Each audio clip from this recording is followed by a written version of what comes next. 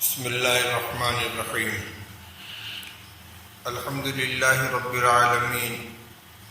والصلاة والسلام علی سید الانبیاء والمرسلین سیدنا و نبینا و مولانا محمد وعلی آلہ و اصحابہ اجمعین اما بعد فاعوذ باللہ من الشیطان الرجیم بسم اللہ الرحمن الرحیم ان الانسان لربه لکنود وقال تعالی وقلیل من عبادی الشکور صدق اللہ العلی العظیم. وعن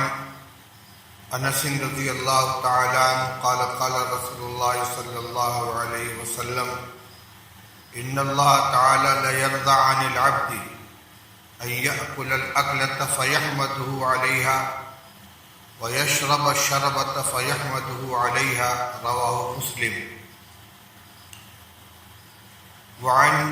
ابی ہریرہ رضی اللہ تعالی عنہ قال قال رسول اللہ صلی اللہ علیہ وسلم الطاعم الشاکر كالصائم الصابر رواہ الترمذی ورواہ ابن ماجہ والدارمی عن سنان بن سنة عن ابیہ رضی اللہ تعالی عنہ. میرا محترم بزرگوں، عزیزوں اور بھائیوں، آج کی اس مجلس میں اللہ کی نعمتوں اور ان نعمتوں پر شکر گزاری کی جو ہماری ذمہ داری ہے، اس کے سلسلے میں کچھ عرض کرنا چاہتا ہوں. اللہ جل شانہ نے قرآن پاک کے اندر اپنے بندوں کی ناشکری کا ذکر فرمایا ہے. ایک جگہ ارشاد فرمایا ان الانسان لربہ لکنود، کہ بلا شبہ انسان اپنے رب کا بڑا ناشکرا ہے، یعنی اس کی نعمتوں سے فائدہ اٹھاتا ہے لیکن ان نعمتوں پر اللہ کا شکر ادا نہیں کرتا. ایک جگہ ارشاد فرمایا قلیل من عبادی الشکور، کہ میرے بندوں میں بہت کم ہیں جو شکر ادا کرنے والے ہیں. سب سے پہلے اس بات کو سمجھ لینا چاہیے کہ شکر کی حقیقت کیا ہے. علماء فرماتے ہیں کہ جب کسی کی طرف سے کسی کے اوپر کوئی احسان ہو تو تین طرح سے اس کی نعمت کا اظہار اور احسان شناسی کا اظہار شکر کہلاتا ہے. ایک زبان سے شکر ادا کرنا، ایک اپنے دل کے اندر ممنون احسان ہونا، اس کا احساس پیدا کرنا کہ فلاں نے میرے اوپر انعام کیا ہے، احسان فرمایا ہے، اور اپنے عمل سے اس کی شکر گزاری کرنا. چنانچہ قرآن پاک میں اللہ تعالیٰ فرماتے اعملوا آل داؤد شکرا، اے داؤد کے گھرانے والوں شکر کے طور پر عمل کرو. مثال کے طور پر اللہ جل شانہ نے مال اور دولت عطا فرمایا، یہ اللہ کی نعمت ہے. اس نعمت پر ایک تو اللہ کا زبان سے شکر ادا کرنا چاہیے کہ اللہ تو نے مجھ کو محتاجگی سے بچایا، کسی کے سامنے دست سوال دراز کرنے سے مجھے محفوظ رکھا، میرے اوپر خیر کا دروازہ کھولا. دوسرے دل کے اندر اللہ کے اس احسان کا احساس ہونا چاہیے، اور تیسرے اللہ کی اس نعمت کی قدردانی اور اس کا شکر یہ ہے کہ اس مال کو حاصل کرنے کے لیے بھی جائز اور حلال طریقہ اختیار کیا جائے، کہیں سے حرام ناجائز اور مشتبہ اس کے اندر شامل نہ ہو. اور اس مال کو خرچ کرنے میں بھی اللہ کی رضا اور اس کی خوشنودی کو پیش نظر رکھا جائے۔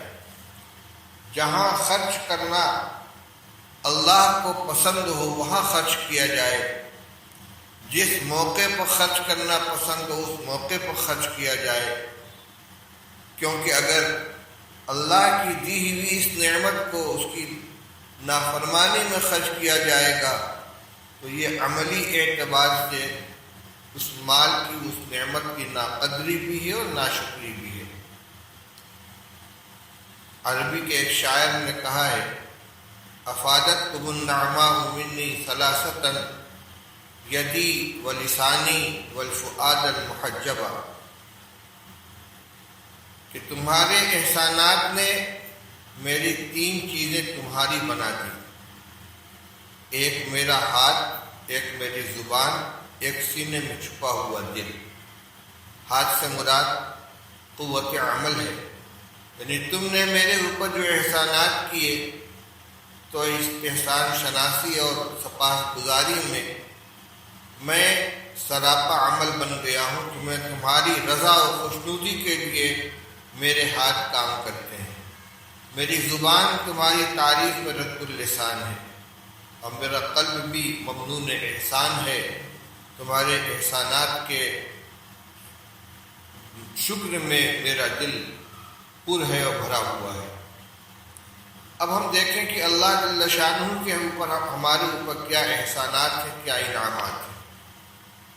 اللہ تعالیٰ ارشاد فرماتے ہیں وَإِن تَعُدُّوا نِعْمَةَ اللَّهِ لَا تُحْصُوهَا، کہ اگر تم اللہ کی نعمت کو شمار کرو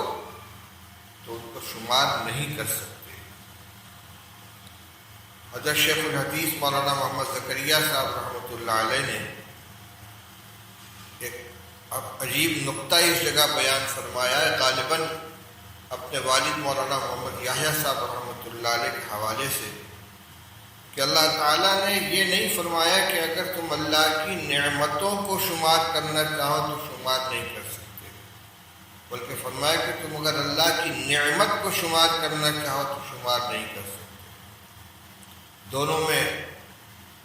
تھوڑا سا باریک فرق ہے۔ نعمتوں کا مطلب جو ہوا کہ الگ الگ نعمتیں ہیں، پانی ایک نعمت ہے، ہوا ایک نعمت ہے، کھانا ایک نعمت ہے، پینا ایک نعمت ہے، اور ایک نعمت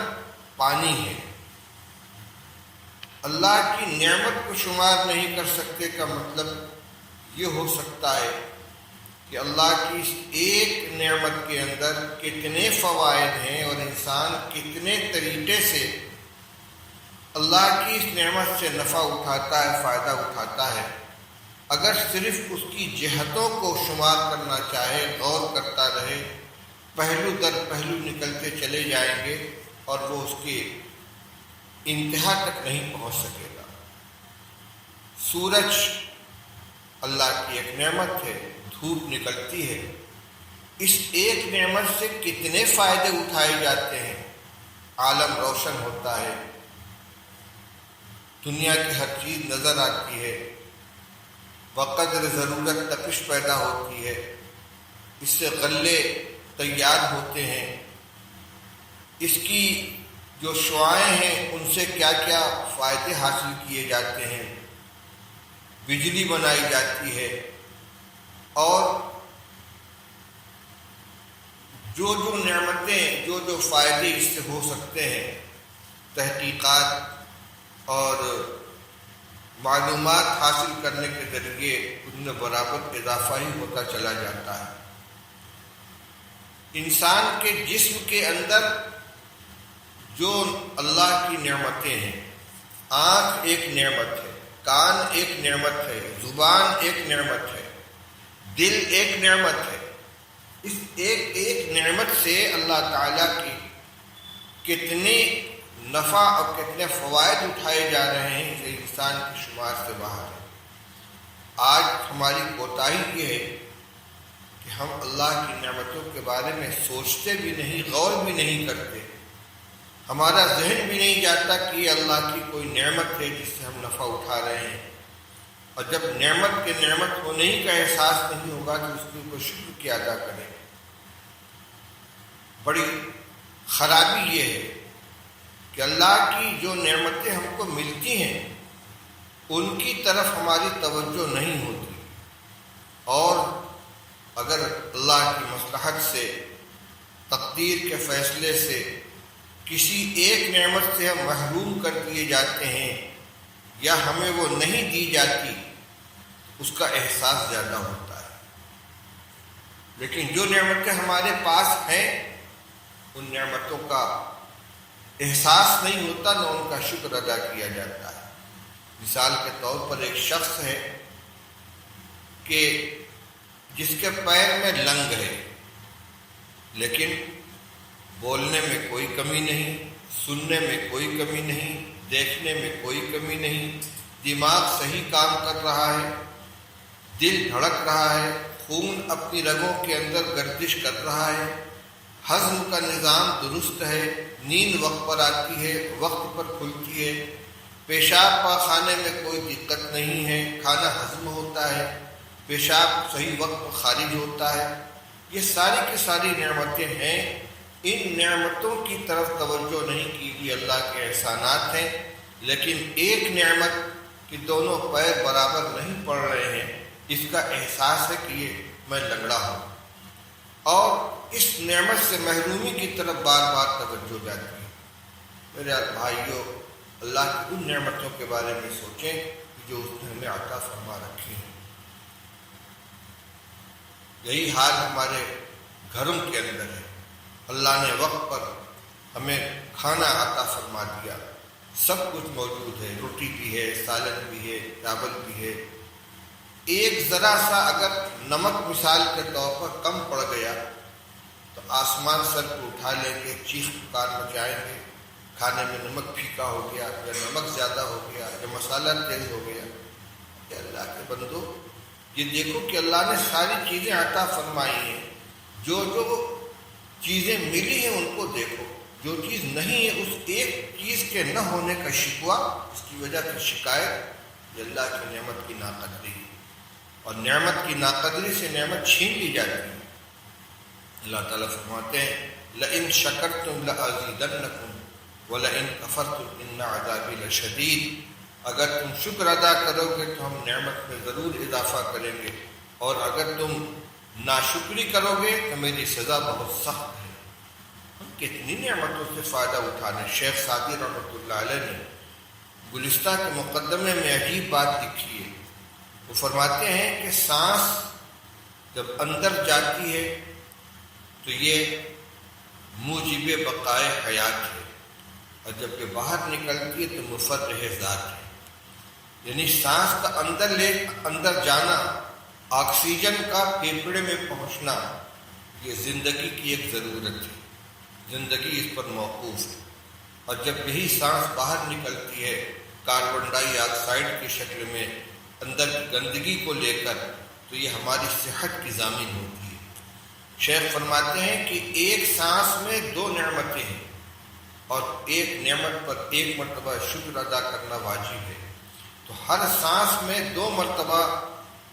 شکر ادا کرنا واجب ہو گیا۔ اگر ہم تمام نعمتوں سے صرف نظر کر لیں، قطع نظر کر لیں، صرف سانس کی آمد و رفت کی نعمت پر اللہ کا شکر ادا کرنے لگیں جو کہ حق بنتا ہے، تو ہر سانس میں 2 مرتبہ الحمدللہ کہنا ہمارے لیے ضروری ہو جائے گا۔ اس سانس کی آمد و رفت اللہ کی نعمت ہے، اس کا احساس ہمیں ہے، آج ہو رہا ہے۔ آج اس کووڈ کی بیماری میں جب سانس کی آمد و رفت میں ذرا سی دقت محسوس ہوتی ہے اور آکسی میٹر کے ذریعے سے آکسیجن کی مقدار ناپی جاتی ہے کہ 90 ہے یا 90 سے کم ہے، 80 ہے، 85 ہے، صرف وہی آکسیجن جو صحت کے عالم میں 100% ہمارے پھیپھڑے میں جا رہا تھا، آ رہا تھا، کبھی ہمیں احساس نہیں ہوا کہ اللہ کی نعمت ہے اور اس کی نعمت میں ہم نفع اٹھا رہے ہیں، اس کے اوپر ہم شکر ادا کرتے ہیں۔ لیکن جب اس نعمت میں ذرا سی کمی ہوئی تب پتہ چلا اس آکسیجن کو لیول کو صحیح کرنے کے لیے کبھی آکسیجن کا سلنڈر لگاتے ہیں، اس سے کام نہیں چلتا تو وینٹیلیٹر کے اوپر رکھا جاتا ہے، مصنوعی سانس کی کوشش کی جاتی ہے، جب اس کا بھی سلسلہ وہ بھی ناکام ہو جاتا ہے تو پھر آدمی زندگی سے ہاتھ دھو بیٹھتا ہے۔ لیکن جب تک یہ سانس آ رہی تھی جا رہی تھی اس وقت تک اس نعمت کا احساس نہیں تھا۔ اللہ کی نعمتوں کے بارے میں غور کریں، سوچیں کتنے احسانات اس کے ہمارے اوپر ہیں اور دل سے اس کی نعمت کا شکریہ ادا کریں۔ ایک بات جو میں نے ابھی عرض کی کہ جو نعمتیں ہمارے پاس نہیں ہیں اللہ کی کسی مصلحت سے، ان کو سوچ سوچ کر نہ کوڑیں، بلکہ جو اللہ نے ہمیں عطا فرما رکھی ہیں ان کے بارے میں سوچیں کتنی نعمتیں اس نے ہمیں دے رکھی ہیں۔ یہی معیار ہے جو رسول اللہ صلی اللہ علیہ وسلم نے ہمیں سکھلایا ہے کہ دین کے سلسلے میں ہمیشہ اپنے سے اونچے انسان کی طرف نظر ڈالو، اس سے اپنا موازنہ کرو اور پھر اس کی نقل کرنے کی کوشش کرو، اور دنیا کی چیزوں کے سلسلے میں ہمیشہ اپنے سے کمزور، اپنے سے غریب، اپنے سے نیچے انسان سے اپنا موازنہ کرو اور دیکھو کہ اللہ نے اس کے مقابلے میں مجھے کتنا اچھا بنایا ہے، پھر اللہ کا شکر ادا کرو کہ اللہ نے مجھ کو اس سے بہتر بنایا ہے۔ اور اس کی مثال بھی شیخ سعدی رحمۃ اللہ علیہ نے دی ہے کہ ایک مرتبہ میں غربت کی وجہ سے میرے پاس جوتے نہیں تھے، میں ننگے پیر چلتا تھا، اپنے اس پابرہنہ ہونے کا مجھے احساس ہوتا تھا کب؟ جب دوسروں کو دیکھتا تھا کہ جوتا چپل پہنے ہوئے چل رہے ہیں اور میں ننگے پیر چل رہا ہوں تو مجھے اپنے اس پابرہنگی کا احساس ہوتا تھا۔ اتفاق سے ایک مرتبہ ایک ایسے شخص پر نظر پڑی جس کے دونوں پیر کٹے ہوئے تھے اور وہ زمین کے اوپر گھسٹ کے چل رہا تھا، تو فوراً میں نے کہا اے اللہ تیرا شکر ہے کہ تو نے مجھ کو پیر عطا فرما رکھے۔ دیکھیے وہی چیز جو جس کی تکلیف ہو رہی تھی کہ میرا پیر ننگا ہے، اب اس پر اللہ کا شکر ادا ہو رہا ہے کہ میرے پاس پیر تو ہے۔ ایک شخص ہے کہ جس کی ایک آنکھ کی بینائی چلی گئی، وہ دو آنکھوں والوں کو دیکھتا ہے تو بار بار احساس ہوتا ہے کہ میرے ایک آنکھ میں روشنی نہیں ہے، لیکن اگر وہ بجائے ان دو آنکھوں والوں کے اپنا موازنہ کسی پیدائشی نابینا سے یا ایسے شخص سے کرے جس کی دونوں آنکھوں کی بینائی ختم ہو چکی، جو اندھا ہو چکا ہے، اللہ کی اس نعمت کا احساس، اے اللہ تو نے میری ایک آنکھ کی بینائی تو باقی رکھی ہے، جس سے میں دیکھ رہا ہوں تیرا یہ بھی بندہ ہے کہ جس کی دونوں آنکھ کی بینائی چلی گئی۔ اسی لیے حدیث میں فرمایا گیا کہ جب کسی کو مبتلا مصیبت دیکھو تو یوں کہو الحمدللہ الذی عافانی مما ابتلاک بہ وفضلنی علی کثیر ممن خلق تفضیلا۔ اللہ کا شکر ہے کہ جس نے مجھے اس بلا سے محفوظ رکھا، عافیت میں رکھا جس میں تجھ کو مبتلا کیا ہے، اور مجھے اپنے بہت سے بندوں سے بہتر بنایا۔ لیکن یہ دعا سنا کر نہیں پڑھنی چاہیے تاکہ اس کو احساس نہ ہو۔ یہ دو چیزیں ہمارے لیے غور کرنے کی ہیں، ایک تو اللہ کی ان نعمتوں کو دیکھیں جو ہمارے پاس ہیں، ان چیزوں کو نہ دیکھیں کہ جو ہمارے پاس نہیں ہیں، کیونکہ اللہ نے اس حال میں بھی ہم کو بہتوں سے اچھا بنا رکھا ہے۔ اللہ کی نعمتوں کو سوچیں اور پھر ان کے اوپر اللہ کا شکر ادا کریں۔ کتنی نعمتیں ہیں جو صبح سے شام تک ہم برتتے ہیں، استعمال کرتے ہیں، مگر ان کی طرف توجہ نہیں ہوتی، مگر رسول اللہ صلی اللہ تعالیٰ علیہ وسلم نے اپنی مسنون دعاؤں کے ذریعے ہمیں ان کی نعمت ہونے کی طرف متوجہ فرمایا ہے۔ دیکھیے استنجا کرنے کے لیے جاتے ہیں، پیشاب پاخانے سے فارغ ہو کر نکلے، عام طور پر کیا اس کی طرف کوئی توجہ ہوتی ہے کہ اللہ نے میرے اوپر کوئی احسان فرمایا ہے، انعام فرمایا ہے؟ لیکن یہی آدمی اگر قبض کا شکار ہو جائے، دواؤں کے باوجود پخانہ نہیں ہو رہا ہے، پیٹ میں تکلیف ہے، گیس بن رہا ہے، مروڑ ہو رہا ہے، دوائیں استعمال کرتا لیکن پخانہ نہیں ہوتا، یا پیشاب رک جائے، پیشاب خارج نہ ہو، غدود پیدا ہو جائے، نلکی لگانی پڑے، اس وقت احساس ہوگا کہ عافیت کے ساتھ پیشاب پاخانے کا خارج ہو جانا اللہ کی نعمت ہے۔ اسی لیے استنجا سے فارغ ہونے کے بعد، استنجا خانے سے نکلنے کے بعد رسول اللہ صلی اللہ علیہ وسلم نے یہ دعا سکھلائی ہے، الحمدللہ الذی اذھب عنی الاذی وعافانی، اللہ کا شکر ہے کہ جس نے اس تکلیف دہ چیز کو مجھ سے دور کر دیا اور مجھے عافیت عطا فرمائی۔ یہ اللہ کی نعمت ہے۔ وقت پر نیند آ گئی اور صبح سو کر اٹھ گئے، کبھی احساس ہوتا ہے کہ یہ نعمت تھی، لیکن اس سے پوچھو جو جس کو نیند نہیں آتی رات بھر کروٹیں بدلتا ہے، تب اسے تب پتہ چلے گا کہ رات کو نیند کا آ جانا اللہ کی کتنی بڑی نعمت ہے۔ اللہ کے رسول صلی اللہ علیہ وسلم نے دعا سکھلائی، جب آنکھ کھلے تو یوں کہو الحمدللہ الذی احیانی بعد ما اماتنی والیہ النشور۔ اللہ کا شکر ہے کہ جس نے مجھے موت دینے کے بعد دوبارہ زندگی عطا فرمائی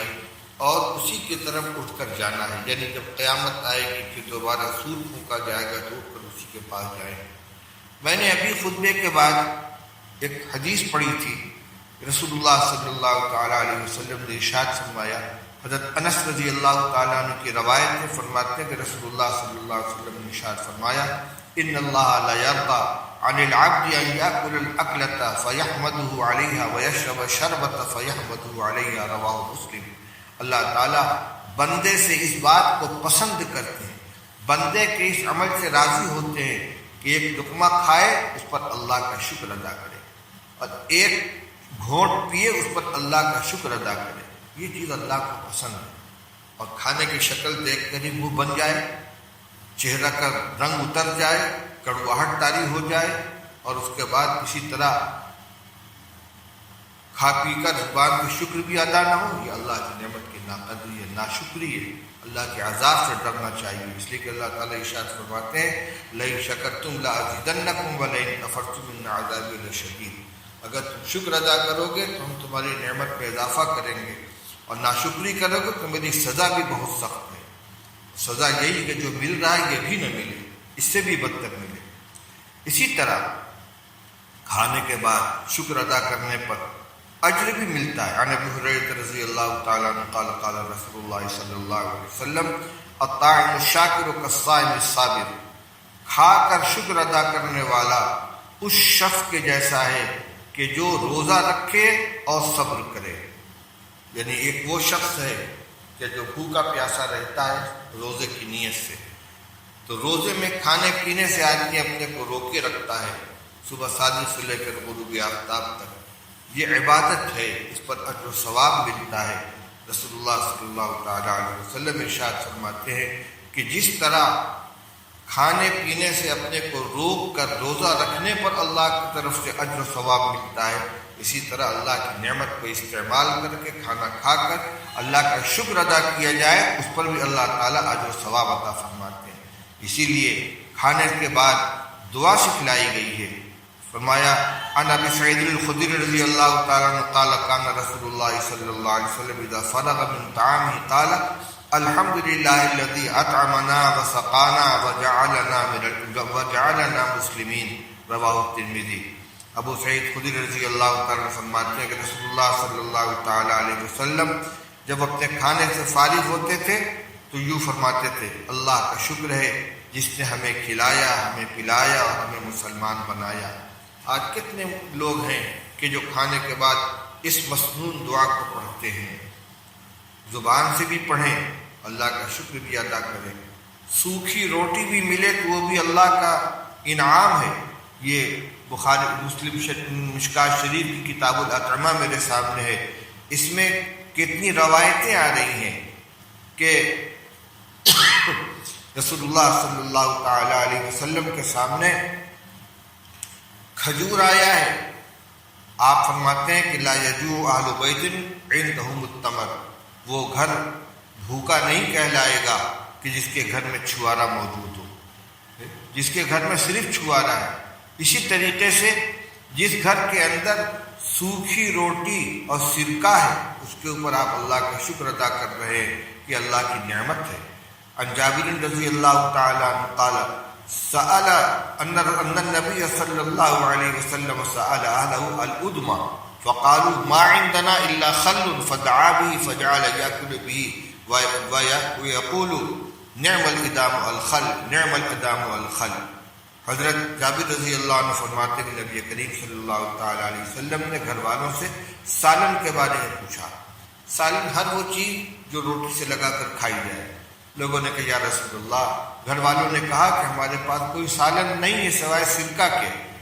آپ نے سرکہ منگوایا اور اسی سے آپ نے روٹی کھائی۔ فرمایا بہترین سالن سرکہ ہے، بہترین سالن سرکہ ہے۔ ہمارے گھر میں اگر صرف سرکہ ہو، ہمیں یہ احساس ہوگا کہ بہترین سالن ہمارے گھر کے اندر موجود ہے۔ میرے بھائیو بزرگوں، ہمیں ان دونوں باتوں کا خیال کرنا چاہیے۔ اللہ کی نعمتوں کے بارے میں سوچیں، جو نعمتیں ہمیں ملی ہیں ان کو سوچیں، ان کے بارے میں، ان پر اللہ کا شکر ادا کریں، اور ان چیزوں سے کہ جو ہمارے پاس نہیں ہے ان کے اوپر نظر ڈالیں گے تو ناشکری پیدا ہوگی، کیونکہ جس حال میں اللہ نے ہم کو رکھا ہے بہتوں سے اچھا رکھا ہے۔ اسی لیے فرمایا وَفَضَّلَنِي عَلَىٰ كَثِيرٍ مِّمَّنْ خَلَقَ تَفْضِيلًا، اللہ نے ہمیں اپنے بندوں میں سے بہت سے بندوں کے اوپر فوقیت عطا فرمائی ہے۔ حضرت مولانا محمد احمد صاحب پرتاپ گڑھی رحمۃ اللہ علیہ ہمارے بزرگوں میں بہترین اعلیٰ درجے کے بزرگوں میں گزرے ہیں۔ ایک مرتبہ گر گئے، چوٹ آ گئی، اٹھے، فرمایا اللہ کا شکر، اللہ کا شکر، الحمدللہ۔ اب لوگ سوچ رہے ہیں گرنے کے بعد الحمدللہ کہہ رہے ہیں، اللہ کا شکر ہے میری ہڈی نہیں ٹوٹی۔ دیکھیں گر پڑے ہیں تو اس پر نظر نہیں کہ مجھ کو چوٹ لگ گئی، بلکہ نظر اس پر ہے کہ گرنے کی صورت میں ہڈی میں تو ٹوٹ سکتی تھی، اللہ کا شکر ہے کہ میری ہڈی نہیں ٹوٹی۔ ہر مصیبت کے اندر بھی کچھ نہ کچھ راحت کا پہلو نکل آتا ہے۔ حادثہ ہو گیا، گاڑی لڑ گئی، فریکچر ہو گیا، اس وقت بھی کہتے ہیں نا اللہ نے جان بچا لی۔ یہ چیز تو ہر وقت ہوتی ہے کہ ایک معمولی سے نقصان ہو گیا، لیکن اس سے بڑے نقصان سے اللہ تعالیٰ نے بچائے رکھا، تو نظر اس نقصان کے اوپر نہ ہو جو ہو گیا، بلکہ نظر اس نقصان سے بچنے پر ہو جس سے اللہ تعالیٰ نے بچائے رکھا۔ اللہ تعالیٰ ہمیں اس کی توفیق نصیب فرمائے، ہم اللہ کی نعمتوں کے بارے میں سوچیں، غور کریں اور اس کے اوپر اللہ کا شکر ادا کریں، اس سے اللہ تعالیٰ راضی ہوں گے، ہماری نعمتوں میں اضافہ ہوگا اور ناشکری ہوگی، چاہے یہ ناشکری زبان سے ہو، چاہے اپنے عمل سے ہو، چاہے دل سے ہو۔ جس طرح شکر تین طرح سے ہوتا ہے، زبان سے اللہ کی نعمت کا شکریہ ادا کیا جائے، دل سے اللہ کی نعمت کو سوچا جائے، اس کا شکر ادا کیا جائے، اور اپنے عمل سے اللہ کا شکر ادا کیا جائے۔ اسی طریقے سے ناشکری بھی تینوں طرح سے ہوتی ہے۔ زبان سے اگر کوئی ناشکری کا جملہ استعمال کرے یہ بھی ناشکری ہے، دل میں تکلیف کا احساس ہو، اس نعمت کا کی قدر نہ ہو، یہ بھی ناشکری ہے، اور اپنے طرز عمل سے کوئی ایسا کام کرے، ایسی حرکت کرے جس سے سمجھ میں آئے کہ اللہ کی اس نعمت کی قدر نہیں کی، یہ بھی ناشکری ہے۔ اللہ تعالیٰ جس طرح تینوں طرح کے شکر پر نعمتوں میں اضافہ فرماتے ہیں، کسی طرح کی بھی ناشکری ہوگی تو اللہ تعالیٰ کی طرف سے اس کو سزا مل سکتی ہے۔ اللہ تعالیٰ تو ہمارے حرکات و سکنات کو بھی جانتے ہیں، ہمارے دل کے خیالات کو بھی جانتے ہیں۔ اللہ تعالیٰ نے اگر قیامت کے دن اپنی تمام نعمتوں کے بارے میں ہم سے پوچھنا شروع کر دیا، اس کا جواب مانگنا شروع کر دیا، تو ممکن نہیں ہے کہ ہم اس کا جواب دے سکے۔ اور قرآن میں اس کا اعلان کیا گیا ثم لتسألن یومئذ عن النعیم، کہ قیامت کے دن نعمتوں کے بارے میں اللہ تعالیٰ پوچھیں گے، ہم نے تم کو صحت دی تھی، عافیت دی تھی، دولت دی تھی، فلاں فلاں نعمتیں دی تھی، تم نے ان نعمتوں کا کیا حق ادا کیا؟ اگر نعمتوں کا حق ادا کیا ہے تو بندہ انعام و اکرام کا سے نوازا جائے گا، اور اگر ناشکری کی ہے اللہ تعالیٰ اپنے فضل سے حفاظت فرمائے، ورنہ ناشکری کی سزا کا مستحق ہوگا۔ اللہ تعالیٰ ہمیں توفیق عطا فرمائے۔ وآخر دعوانا الحمدللہ رب العالمین۔